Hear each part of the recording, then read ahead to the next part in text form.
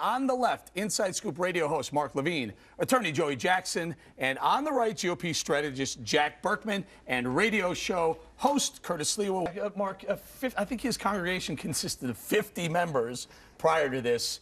I mean, is this just a way of, like Curtis says, raising the membership? I completely agree with Curtis. It's the only time I say this tonight. Look, this guy wants a lot of attention. That's all he wants. He is a nobody, and he wants to spark a religious war. Oh, great idea. Let's get 1 billion Christians and 1 billion Muslims rumbling with each other. Does anyone on the panel think he has? Can he do this, Jack? Oh, he can do it. I find it hard to criticize this guy. You know, Petraeus should be ashamed of himself.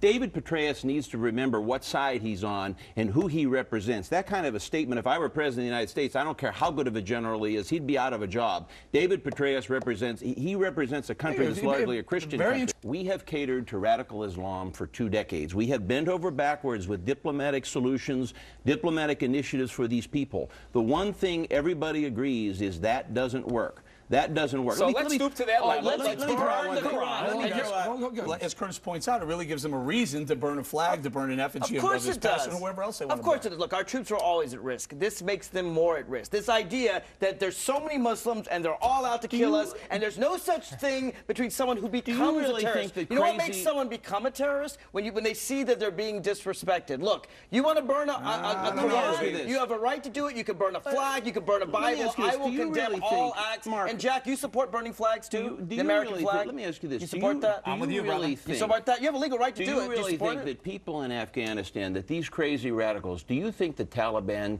can be made any more extreme than they already are? You're assuming the Taliban is a set number. Let's take another look at this. We're going to bring it out to the panel. You guys are chomping at the bit to jump in. I hate to say this, but the bad news is, you know, the more you think of this, there is a clash of civilizations. There is a culture war. And I hate to say it, but we are at war with Islam, whether we like it or not. I'll tell you something else.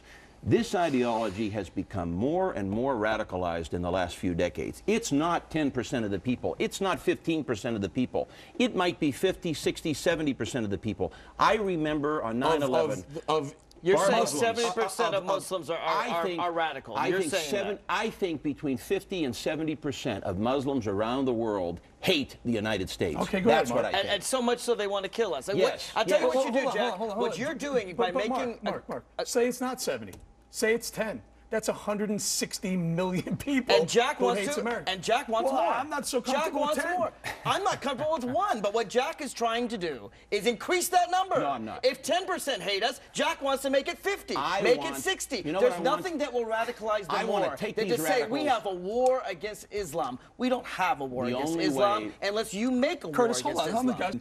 You know, 3,000 people lost their lives there, 1,300 orphans. You know, that's attacking the right people. I think they're both insensitive. And if you remember, look, if you remember when we spoke about this issue, I think the families certainly have been in major disagreement over building in the mosque and that hallowed ground. I sympathize with them and support them. However, at the same time that I do that, I don't believe that it is an appropriate measure of expression, though they certainly have a right to do it. Take a picture of Osama bin Laden. Take a picture of Osama bin Laden and burn him. Take a track from Al-Qaeda and burn it. But what you're doing is you're tying all of moderate Muslims with these radical people. It's the same thing of saying Timothy McVeigh is a Christian. No, we're not, Mark. What I'm going to do is I'm going to burn the Bible because all Christians are radical evil people. As I sit here and listen to this discussion, even in these few minutes, I honestly think I've moved further right on this issue, and that let's think about what Islam is. This is an ideology that requires women to cover their heads. That's a requirement.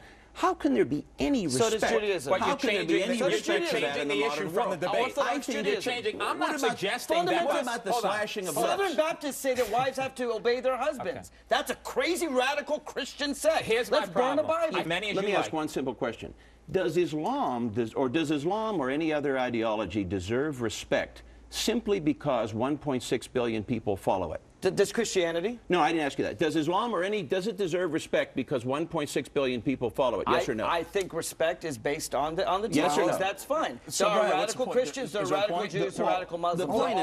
The point is, just because a billion... The size... just because 1.5 billion people follow something, that doesn't mean we can't condemn it, and that doesn't mean it's not bad. You say Southern Baptists, the woman. Southern Baptists require women to obey their husbands. But what happened to Hillary Rodham Clinton and Bill Clinton? She doesn't listen to anything he says. Exactly, and moderate Muslims don't listen. A Southern Baptist. And moderate Muslims don't listen to anything Al-Qaeda says. That's exactly my point. We're not going to condemn all Christianity because Southern Baptists are more misogynist than Muslims. We're going to tie this up, but I'm simply saying, Curtis, it's the same issue. I don't condone burning the Koran, nor do I condone putting a mosque 560 feet from where 3,000 of our co-workers, friends, colleagues worked and lived. I'm wondering if it could be a tax dodge. I mean, I know that you could trade certain properties and avoid capital gains taxes. I'm sure you know more about this than I do. But it wasn't a trade, from what I understand. I mean, but that's an angle, maybe. But there's another property, apparently, that they're buying, that the wife is buying. I mean, here's the answer. The guy that lost the deal. Kevin Glodek, we called the him contract all he day signed? long, Mark. We've never seen it. Mark Barber, we called him all day long. Kevin Glodek's the guy. He's a real estate developer. Do you know this guy at all? I don't know him, but I'll tell you something, what I know about developers. They don't like to lose deals, and the minute they do, they cry, unfair deal, I could have gotten it. Why was it taken from me? The egos are big on developers, and they don't lay down and not cry out loud, and he's getting a ton of publicity.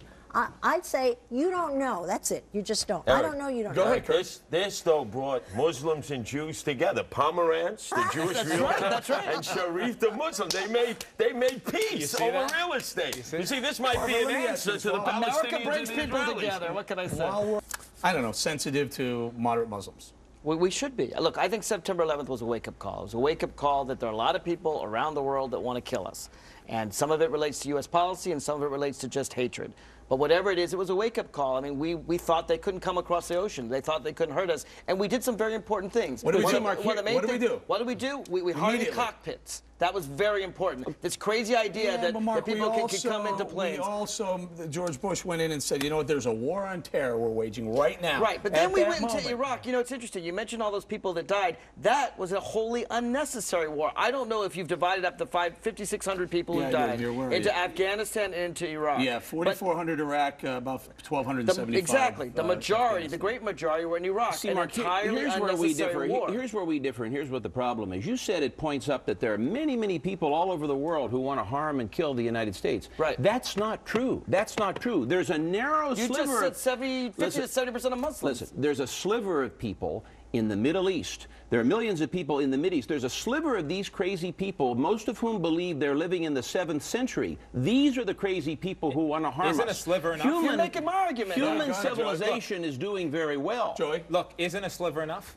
The fact is that when you have people out there who are wanting to harm and to destruct and to destroy, that's a problem. But you don't want them to grow. The reason why Mark says many is because he wants to take the focus off Islam. That's why he says many. It's a very carefully constructed argument. Curtis, it's not Islam. You know how many peaceful Indonesians there are? You know how many peaceful... I mean, first of all, a minority of Muslims live in the Middle East. So concern, you want to say Arabs? I mean, at least be more specific. My Why concern, are you talking Curtis, Islam? hold on, guys. Mark, where do you stand on move the Ground Zero Mosque or leave it? Let him build it there. At this point, unfortunately, it's too late. I think that if people had gone privately to Imam Rauf and said, you know, we think it'd be a good idea to move this, but once you challenge someone's right and do that stupid thing to challenge it before the Landmarks Commission as if it was some kind of historical site, which everyone knew it wasn't, they had a legal right to build there. And because but it's important when you attack their sensibilities, now they stand firm. Okay, and if it seemed that Americans forced them to move the mosque, then people get a wrong idea about who we are as a country. I just can't believe you say that, all ideology and politics aside, you say that even though one of the major investors is Hamas tied, you still say build the mosque. Hamas tied. He's dealt with Hamas. Is John McCain clan tied? Because someone who gave money to John McCain also gave money to an organization that somewhat gave it to the Klan? That's not a fair comment. You're talking about one man in a million. He had very close ties to Hamas. Is Imam Rauf have ties to Hamas? The governor of New York says he's going to take a week off. He's not going to talk about the mosque for 1 week. That's what he's going to do. Mayor Bloomberg says the controversy will end one day after midterm elections. Oh, no, it goes on. if anything, it'll be more because there won't be the election to talk about. Well, Mark, this isn't really partisan. I think Harry Reid, it is. I think it is. I think this is political. I mean, even Laura Ingraham was fine with it a year ago, but suddenly, we can make a political issue out of this. We don't have to blame the Latinos anymore, or the black people. We'll go after the Muslims now. How do you explain two very left-leaning, two very left liberals? All of them support the right to build. The question is the wisdom. You know that, Eric? Of course we do, and I think the people on the right support the right to build. But why as well. are people condemning mosques in Tennessee? Mark Levine, great show. What do you have? What do you hold? I just got to quickly defend myself. You attacked me for having a Constitution I never read. Look at this old one. This is the one I replaced it with. It's annotated. Hey, Eric, it's I sold that to him before the show. Bye, everybody. We'll see you tomorrow night.